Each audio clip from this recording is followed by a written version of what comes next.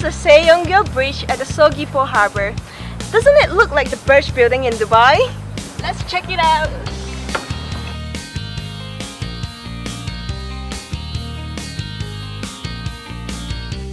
The water is so clear you can even see the stones lying on the waterbed from high up above.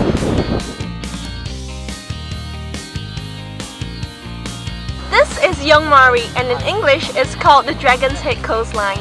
It's named so because it resembles a dragon jumping into the ocean with its head high.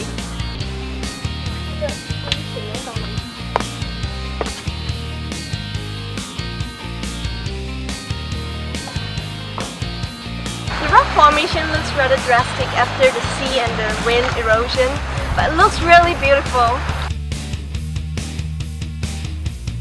Cheonjiyeon Waterfall is one of the most famous waterfalls in Jeju Island and attracts a lot of tourists who come over to get a picture taken with the waterfall as the backdrop. What I want to do now is not just taking photos. I feel like skinny dipping in the water.